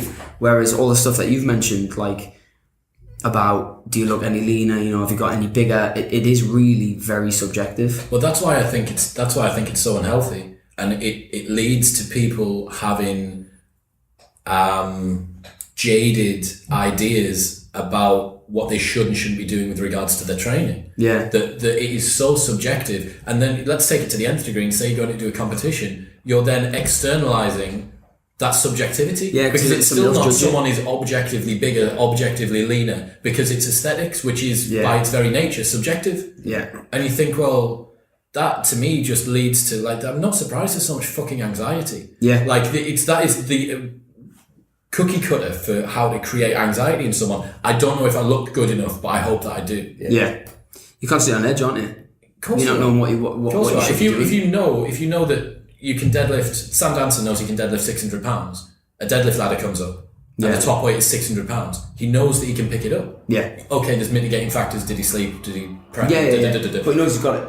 And the 7 mile run beforehand, or 7K trail run beforehand. Last on the run, first on the deadlift. What my an man. absolute My man. I'd have been the other way around. First on the run, last on the deadlift. So, would you rather be sticky or itchy? Sticky. Sticky. Sticky. Yeah, mate. Sticky. At least with sticky, you've got, you know what I mean? Just like, you've got there. it. Just Itchy, start. it could just get worse. Yeah, itchy. Sticky, you're at a set stickiness We're level. CrossFitters. If we start AMRAP scratching, we're going in. We're going deep. We bleed scratch until it's gone away. Yeah, Exactly. mate. Right, okay. Would you rather fight 20 duck-sized horses or 1 horse-sized duck? 1 horse-sized duck. Damn right. 20 duck-sized horses. No, 100%. I want the big duck. Yeah, big That's duck. it, easy. I want the big duck. One big duck. Mate, can you Mate, imagine ducks the are level of horrifying. aggression? Ducks are really I don't aggressive know, when they're mate. small.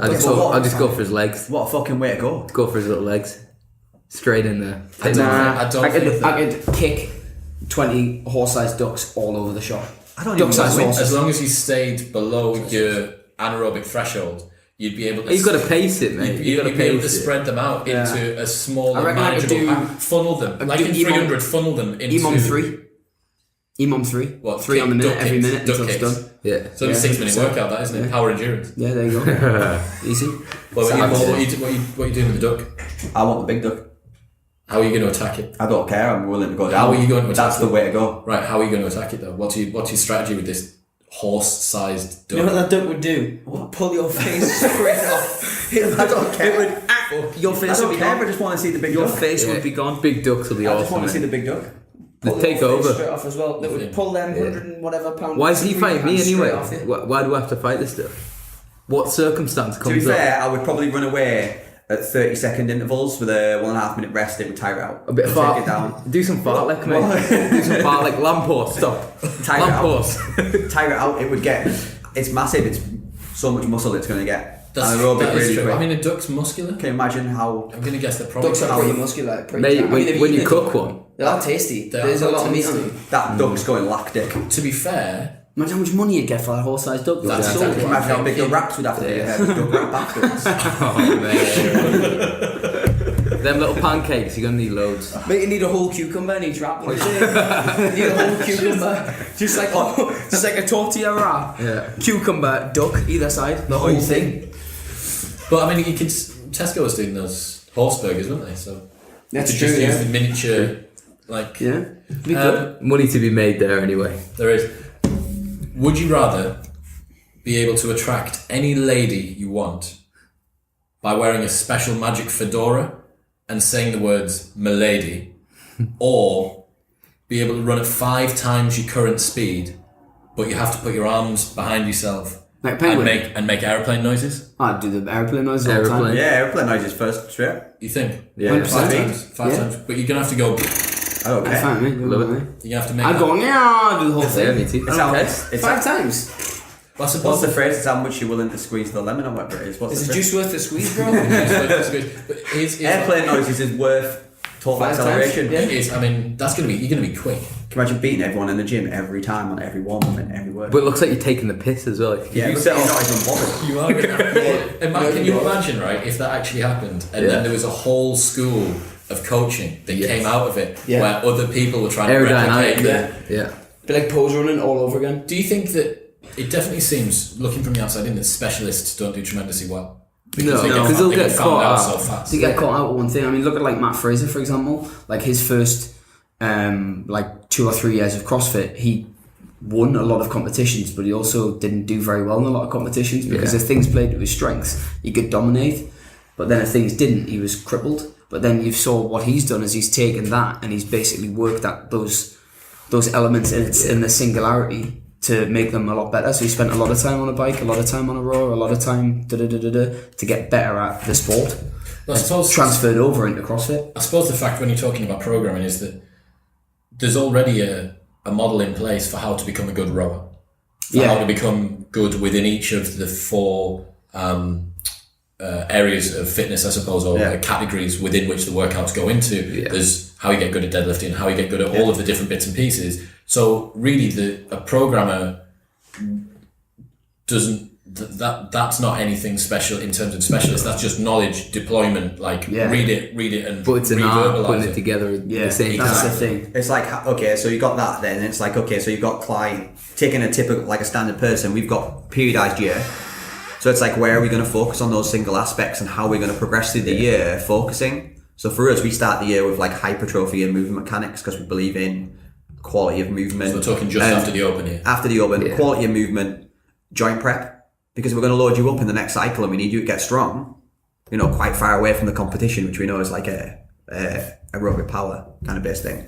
It's like, then we're going to load you up. So that's when we're going to hit you. But also we know that we need to continuously working that aerobic base in it. So it's getting all these parts of when they're suited together and then putting it there. And then you've got the athlete who comes to you as the individual.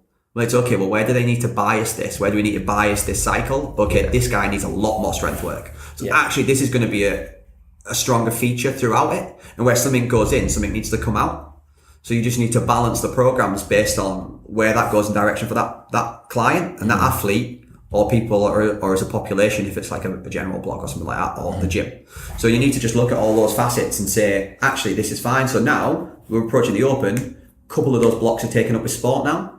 Yeah. Because we're like, we've got 3 or 4 sport blocks, but we've still got one block, which is like aerobic power, which is single modality. Because we still want to be developing that, but we need to try and fit all that in with everything else at the same time. Yeah. And pairing movements that are appropriate. So like cleans are there with like, in a lot of CrossFit workouts, we're either there with like a ring dip or a toes to bar on our bar muscle. Push pull, mate. Push pull. Legs and Deadlift and handstand push-ups. Deadlift and handstand push-ups. Yeah. Like if they thought, I mean, they might change it, but you thought if they were going to put handstand push-ups in, it would be with a deadlift. Yeah. Or a Because clean. Diane and all these other movements have all always like paired up with them. So I was going to say that was something we haven't touched on. What are the particular pairings of movements that tend to go together? Thrusters, pull-ups, thrusters, burpees, Why? deadlifts, handstands, because they're brutal. It's a they're in the same plane. So like a thruster and a pull-up, they're in the same plane. So but they're going in opposite thruster we're talking directions. Push-pull? front rack, front squat into an overhead press. Overhead press, and then a pull-up is obviously a pull-up. So Yeah. they're in the same plane, but they're working in different directions. So you're basically getting smashed from both ends. That's what's happening. Do you know what I mean? That is what it is. Full so on it's Eiffel just Tower. Yeah, mega man. brutal. It's brutal. Squat snatches and muscle The ups. muscle ups, deadlifts, and handstand push-ups. So high skill. Because you're pulling in that It's direction, like I then you're talked pulling in about that before direction. with Mr. Joshua, deadlift, so extension into flexion. Yeah. The other way around. Well, that's as whichever way obvious of a whichever way the version. movements are going. Yeah, So it's snatches and burpees, snatches and chest to bar. all those different combinations. It's like it's the way that the body's moving. Obviously, anything with a burpee in, you're moving your body through the largest range of motion possible. You're literally going all the way down to the ground, and you're getting all the way up and leaving the ground. So anything with that in is going to be horrendous. And if it's a thruster, going as low as you can to as high as you can, yeah. it's going to be carnage. Literally Those the combinations those are range of are motion just you've got in your brutal. body. They're just brutal. So when we're talking, to bring it back to one of the points that I brought up at the start about why is CrossFit so hard, like why does it suck so much? Like the feeling you're going through during a workout, let's say that you're doing something like Fran, which is 21, 15, 9 of thrusters and pull-ups. Yeah. That, I think the best times on the planet are sort of between 2 and 3 minutes for that, right? No, it's like sub 2 now. So you can get below People 2 are on now. sub 2, yeah. Like, But I mean, for typically in a box, you'd probably put like a 10-minute time cap on it or an 8-minute time cap. I'd drop it down more. yeah, more like 6 minutes. Okay. 6 6, 7 Even, minutes. so everyone can kind of get it done in that super short space of time. Yeah, So, providing the scale properly. yeah. Is it like because your lungs are hurting an awful lot, so your heart rate's high, so that's one of the Yeah. things that'll be contributing to the pain, I guess. But like Fran, for like me, for example, now Fran doesn't really hurt that bad No. because I'm efficient with both a thruster and a pull-up. Yeah. So like when I first did Fran, I couldn't do 21 thrusters unbroken. Yeah. So 21 thrusters unbroken brutalized us. Now I can maybe do 40 or 50 reps unbroken without putting the bar down. Don't call me on that. But you know, like, so it's not that bad. 21 pull-ups might be my max set of pull-ups. Now it's not. So it's like I could do Fran in, let's say, like 230 comfortably. Yeah. But it's that little extra at the end to get it down to like 210 or whatever. It's the same what we were saying about the row early on. Which is what brutalizes you, and it's like just the efficiency of the movements and how well versed you are in CrossFit. So really. if you were to put a flag in the ground at which has been the workout you felt the worst in your entire CrossFit career, can you just one come to mind or do a couple There's come to many. mind? Okay, So the worst ones, do some highlights. The worst ones by far have basically been the final workouts of the Open. So 2015, I was like, I knew I wasn't going to qualify, but I was just outside of qualification for regionals as an individual. And the last workout came out and it was 27, 21, 15, 9, thruster, calories on the rower and thrusters. So did it on the Friday night and it was hard, but it brutalized us, but it wasn't that bad. Did it again on the Monday, got like 10 seconds faster, but it killed us. Like I was literally spewing all over the shop. Year after, same thing, thrusters and burpees, spewed all over. This year, thrusters and double unders, spewed all over. It's just that last workout is just so bad, and I think it's like the culmination of the whole 5 weeks coming to an end, all the pressure and stress and all that stuff just kills me, like absolutely kills me. Well, we saw. I was watching you do 17.5 this year, which was 9 thrusters. I think was it 7 thrusters? 35 and 9. 35 and 9. unders. I don't even know. Yeah. 10 rounds of 9 thrusters, 35 double unders, Yeah. thrusters at 42. And I'm right in saying that you beat the 2 Icelandic girls. Like the 2 Yeah, I did well quickest on that women one. I think I came like second in Europe on that one. I think second or third. Second quickest in Europe Yeah. at that particular workout. Yeah. Like watching that to me was just like, I don't know, it was like there was another gear that I didn't think that people were able to get to reach with regards to that. It's just one of those things where that's just a good workout for me. Yeah. You know, like put me doing 140 kilo squat cleans and that ain't happening. You know what I mean? But then you could watch someone like, you know, like Ben Duncan, who we've got in the gym. Strong boy, can pick 140 up like it's no problem. Yeah. It's things that people are good at. I'm lucky that the Open tends to be 90% of the time things that I am good at.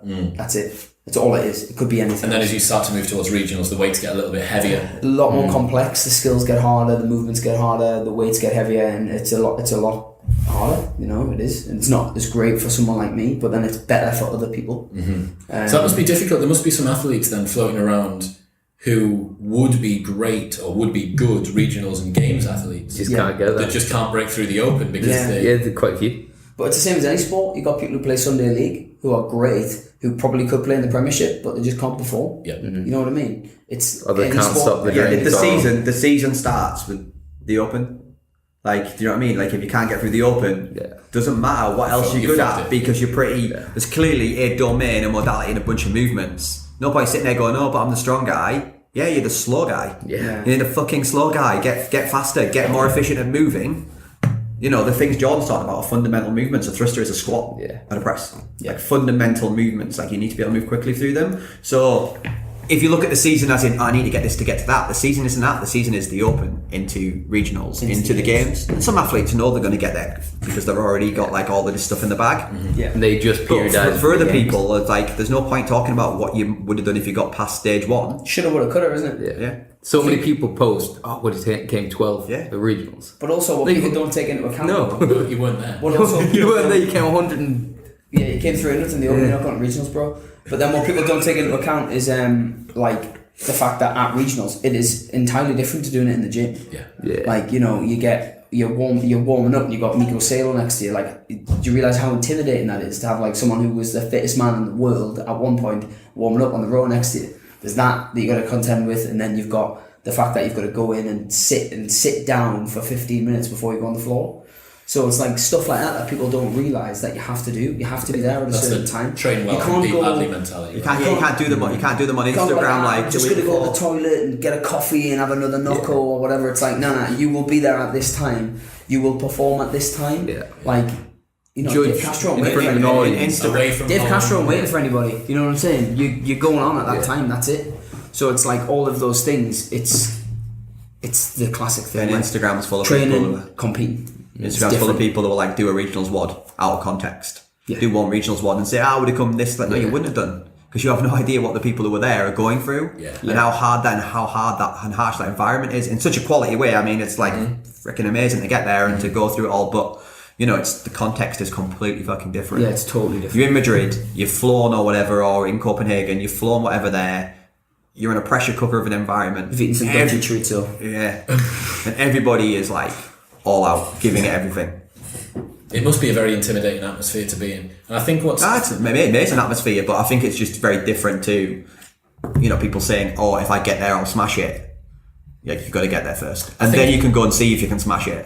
I agree. Yeah. I think what's interesting is that there's the parallels that you can draw between powerlifting. Like if you've picked the weight up in powerlifting before, or in weightlifting or whatever it is, you know that you can pick it up again. Yeah. I think what makes CrossFit such a good observer sport is that you can see the narrative of the suffering going on within the person during the event. Do you know what I mean? I definitely see some suffering. You've got such a short window. Someone's trying to deadlift 300 kilos at a local comp, and they either get it or they don't, and it's pretty much over. Yeah. Like within a couple of seconds. You got 3 attempts. Yeah. Yeah. And you're like, right, okay, but then you watch someone do CrossFit, and the spectrum from them failing or succeeding So big. it's so drawn out. Yeah. And there's such a narrative that's attached So to it. many variables in there. And that's what makes it compelling watching, right? That's I why think it's they've also good. done a very good job of like how they've changed the sport in a way, because like it used to just be, it was a bit of a shit show. Like everyone would just be doing stuff at the same time, and you wouldn't know where anybody was, and someone would finish, you'd be like, whoa, they finished. Woo. Did he win? Did he Whereas win? now it's like there's clear areas on the floor where people do things, so you can go, oh well, he's 15 reps ahead. Because or, they roll the But bar also so roll the with, bars and right? stuff like Yeah. And also, like they talk about, the commentators always talk about it at the games. It's like, you've done Fran now. You know when you watch someone do Fran at the games. Yeah. You know what that feels like. You know what you felt like when you did that workout or you did those exercises, and you can like completely relate to someone who, even if they're on a completely different level to you, like, oh shit, I've done that workout. Just like that guy. Except think- how the fuck did he do it 5 minutes quicker than me? Yeah. Do you know what I mean? And do more. But you can relate to And that swim and because see away from a shark. because even if nothing else, if you're a competitor alongside that person, even if it's in a different part of the world and like a different league. I think that's one of the beauties of the Open, that a workout is issued, and everyone from the person who just started 2 weeks ago to the best guys on the planet have to do it. And to me, it always seems impressive that, I mean, how many people did the Open last year? Like 500,000? I think it was like 400,000. Not Something far, like that, yeah. around Worldwide. 400,000 people did it worldwide. And the guys that came top in that were all renowned names. Yeah. Do you know what I mean? Like Noah Olsen is always going to be top 5. Like, and you think out of all of the variables that are going on in life, and it is such a wide net of things that can go on and that can go wrong, and these guys are still so dominant with what they do that you can give them this kind. And maybe it's well within their capacities or whatever, because it's an easy workout, or maybe they're so much further ahead of everyone else. If they're meant to be at the games, they will do great in the Open. The people that do well at the games tend to do well in the Open and do well at regionals. Like, it is what it is. It's rarely an also ran from the Open that smashes it at the games. It finds the fittest people. It does, especially now that they've added in like a heavy element. So in the past it used to all be light, and it didn't find the fittest people, because, like, for example, for me in 2015, a 1 rep max clean and jerk came up, and I came like 5th. There was 2 parts to the workout. First workout, I think I came 9th. The second one, I came like 400th. Yeah. I'm not fit. It's that easy. I'm just not fit enough. Mm-hmm. There you go. You know what I mean? It's black or white. I'm fit or I'm not, and I wasn't. So then I didn't go that year. But then 2016 came along, and there was a heavier workout, but it was blended with other skills. So it was like heavier workout, heavier lift, but within a workout. So it was a blend of your ability to do toaster bar, double under, and then rep a heavy barbell. Mm-hmm. And when that came out, I was able to. I still had a terrible finish. It came like 180th in Europe or whatever.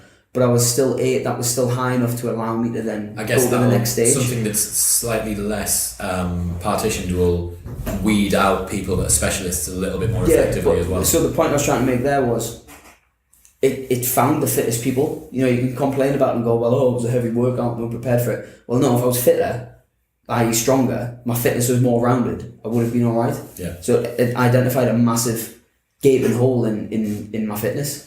And people find that every year. You know, like the dumbbells totally trip people up this year. Like I said, you know, people spent all last year doing percentage lifts, percentage snatches, percentage cleans. 22 kilo dumbbell, messed them up. Do 150 reps of a dumbbell snatch, broken. People were getting like 20 minutes on that first workout. People who had previously been to regionals, previously competed at a high level, just got like 20 minutes on the dumbbell snatch workout. Like, what are you doing? That's a massive hole. Yeah, and then get messages like, oh, I would have crushed it if it had a barbell in. I wish it that had was a barbell 30 in. kilos, I would have killed that. Yeah, but it wasn't. Like 22 and a half, and it blew you back up. Boo-hoo. You know what I mean? Get a grip. I think that what's really, really funny to see is that there really is nowhere to hide, is there? No. Like with regards to, like, when people have underperformed, like, I guess bad judging. Like, if you get absolutely nailed by a judge who doesn't understand the standards, but that doesn't seem to really happen all that much at regionals and at the games. But aside from that, like, oh, we stepped in something. Nah, it goes both ways though. I mean, you get let off for stuff as well. Yeah. You get penalised for stuff. You win and you lose. This is pistols, right? It is, yeah, exactly. You know the crap. Into it. Pistols in the left leg and the turn. Yeah. But anyway, we'll brush over that. But yeah, what you're saying is really, really right. That if someone fucks it, they've fucked it. Like, the thing about the dumbbells, like, I'm right in saying there was no barbells even in regionals either. Well, the only barbell workout in this year in the Open was the deadlift, Thruster. thruster. Yeah. And then in regionals, no, there was a squat snatch as well. squat snatch, yeah, correct. The last 3, yeah. Yeah, in regionals there was it was all dumbbells. Yeah, that was it. There So was a D-ball- regionals had there was a absolutely D-ball. No barbell. A D-ball as well, so like they had to put the ball over their back. 70 Then those kilo. heavy kettlebells. Heavy we said kettlebells, no earlier. barbells. which are fucking. And he saw someone like Alex Smith, who has struggled to go to the games in the past. When that stuff comes up that he's really good at, wins his region, beats his brother Ben Smith, who's like the fittest man on the earth in 2015, because he's good at that stuff. So it shows you that, like, even though you have to be good at everything, if you're good at specific things, you will excel in certain years. It's why someone like Fronin and Fraser are so impressive, because they win year on year. Doesn't matter about the programming. Yeah. They win. Do you know what I mean? All we do is win. All we do is win, we'll win no matter what. Guys, That's thank you what very I'm much. We're gonna do this again a number of times, but thank you very much for your time. We Dominate Nutrition, Reebok CrossFit Tyneside, Build Up North, Warrior Programming, all those bits will be in the description. And thank you again.